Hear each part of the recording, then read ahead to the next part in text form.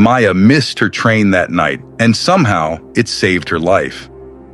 Not from danger and not from an accident, but from a quiet belief that had been hurting her for years. The belief that she was late. Maybe you know that feeling. Not late for work, not late for a meeting, but late as a person. This is not just her story. It might be yours too. Her name was Maya. Maya was not lazy. She worked hard, paid her bills, and tried to build a good life.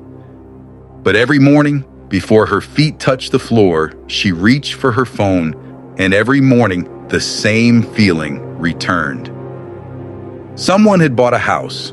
Someone had gotten married. Someone had started a business. Someone had moved to a better city.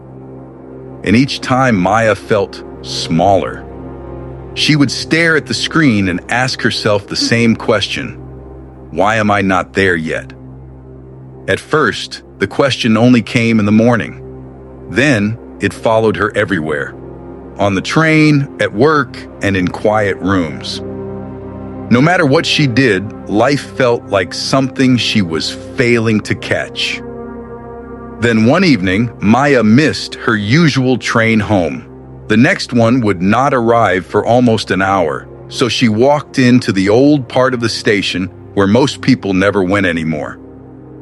The floor was worn smooth, the benches were dark with age, and the lights buzzed softly above her. On the far wall, behind dusty glass, she saw an old train schedule. The paper had turned yellow and the ink had faded, but the times were still there.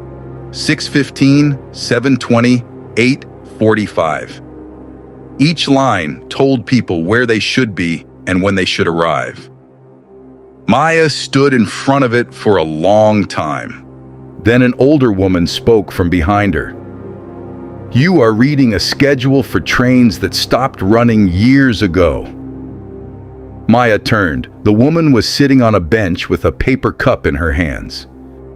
She looked like someone who had waited in many stations and rushed for very few trains. Maya smiled a little and said, "I know. I just thought it was strange that they left it up." The older woman looked at the schedule and said, "People leave old schedules up all the time, not only on walls." Maya did not answer.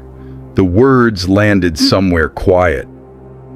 The woman continued, "Some people carry them in their heads, married by now, successful by now, healed by now, and when life does not match the schedule, they think something is wrong with them."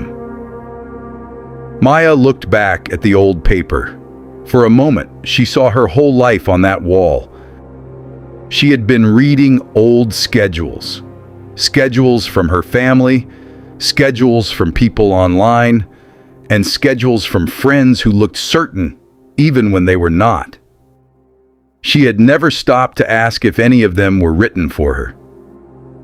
The older woman stood slowly. Before she walked away, she said one more thing. "You can only be late to a train you were meant to take." Then she left. Maya remained in front of the schedule. Somewhere in the distance, a real train arrived for real people going real places. But Maya did not move. For the first time in years, she did not feel the need to run.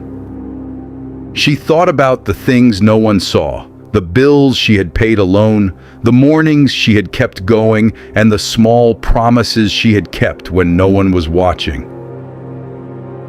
They did not look like milestones, but they were real. That night, Maya went home and did something small. She did not make a 5-year plan, and she did not try to fix her whole life. She opened a notebook and wrote one sentence: "What is one step that belongs to me?" The next morning, she reached for her phone. Then she stopped. She put it back down, and before she looked at anyone else's life, she looked at her own page. One step, not a perfect life, not a dramatic change, just one step that was hers. Over time, Maya still saw other people move forward, the houses, the weddings, the promotions, but she no longer saw their arrival as proof of her failure. She began to understand that people do not all leave from the same station. They do not carry the same weight, they do not have the same map, and they are not always going to the same place. And if the destination is not yours, arriving there first means nothing. Many people live like Maya did. They are not failing and they are not lazy. They are exhausted from following a timetable that was never made for their life. A timetable that says your life should already look certain, polished, admired, finished. But life is not one train, and there is not one correct time to arrive. You are not late. You are reading a schedule that was never written for your life. So before you judge yourself again, pause and ask one quiet question. What is one step that actually belongs to me? It may be one honest conversation, one application, 1 hour of learning, or one morning without opening your phone first. It may not look like much, but if it is yours, it matters. And one day, you may look back and realize something strange. You were not behind. You were being redirected. Not away from life, but back to your own. So ask yourself before you leave, where are you still following a timetable that was never written for you? If this story helped you see your life more clearly, subscribe to Limitless Lab. We will see you in the next story.